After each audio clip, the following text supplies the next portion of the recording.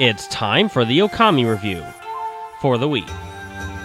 Okami was originally released on the PS2 in 2006 and later ported to the Wii despite the original developers of the game closing in 2008. Okami is all about ancient Japanese polytheism. There are many gods throughout the game, including yourself, a wolf god named Amaterasu. The land has fallen into a cursed darkness, and it's up to your wolfy deity self to save it. In the beginning of the game, you'll gain a bug-type partner, who insists not be calling a bug. He is your guide, and communicator actually, to everyone you talk to in the game. This game has a Zelda-esque theme to it. You will traverse through the wilderness, talk to characters to gain information on what to do next, as well as side quests, navigate through temples and dungeon-like areas, collect items, and defeat giant bosses. This game is very large in area, with many things to do. The most noticeable feature of the game is that you get to use your godly art skills. What I mean is, Amaterasu has the ability to basically stop the flow of time to use her celestial brush to either create or destroy. Amaterasu, or Ami for short, has a gauge in the form of ink bottles. As long as she has some ink, you can take out your celestial brush at any time during the game. You can use this brush to bring back life to trees, remove a part of the curse from a certain place, and even create lily pads in the water to act as platforms. There are many other techniques Ami can pull off, however not all of them are used to purify or create. Whenever you are in battle, it's a good idea to, at the right time of course, use the celestial brush against your enemies. You can do this by making a quick slash on the enemy to deal damage. You can perform other techniques as well to fight off your enemies. Battling with a celestial brush is not the main method of fighting. Ami has two types of weapons, used with the motion sensor of the Wiimote and the Z button on the nunchuck. Ami will acquire new weapons later throughout the game, but the point is that you will use these weapons as your primary fighting method.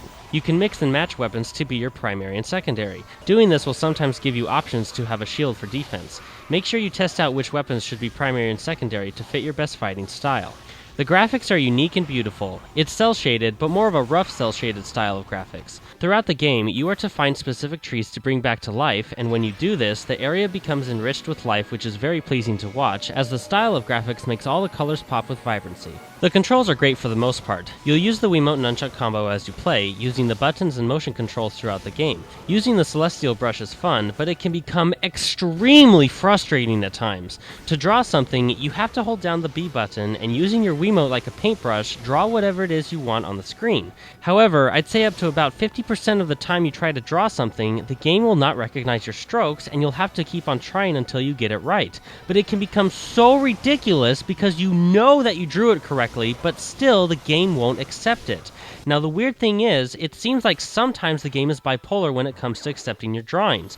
Sometimes I'll be hasty in my drawings, and they'll almost look like nothing I was supposed to draw, but the game will accept it anyway. However, other times I'll be hasty, and the game won't accept them. It's like, make up your freaking mind! The worst part is being very patient with the game and carefully drawing what you need to, but the game still won't accept it. Very, very aggravating. Another annoyance is dodging with the nunchuck. It's a simple concept, but it just doesn't work well. You can dodge by jerking the nunchuck to the right, left, or back, and Ami is supposed to jump out of the way in whichever direction you try to lead her in. However, for me, she usually jumped in a different direction, I'd say about 90% of the time. So because of that, I rarely use this dodge technique. Now you might infer that this seemingly tirade against the controls would make it sound like the controls are terrible, but they're not. They do work for moving around and interacting with people. It's just that the celestial brush strokes can become frustrating to pull off, but they work for the majority of the time. The only real negative control method was dodging with the nunchuck. There are a lot of side quests in this game, which, if you know me well enough, is a joy to me. I love side quests, and this game had many to complete. The voice acting is, well, not really voice acting at all.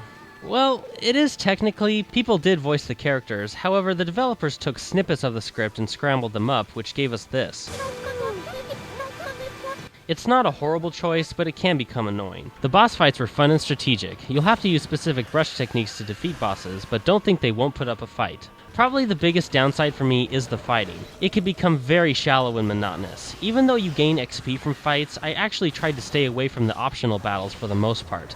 It was fun in the beginning, but after a while, I usually just ran past them. Okami is a great game. Beautiful graphics, great controls, a nice large world to explore, many side quests, great boss fights, and seeking out and learning new brush techniques was very fun. However, sometimes the game became a bit dull due to the monotonous fighting. The game would sometimes give you a hard time by not registering your brushstrokes, even when you would be very patient with your art skills, and I did not like the save system. You would have to find a special mirror scattered throughout the world to save your progress, which would sometimes become a pain to find.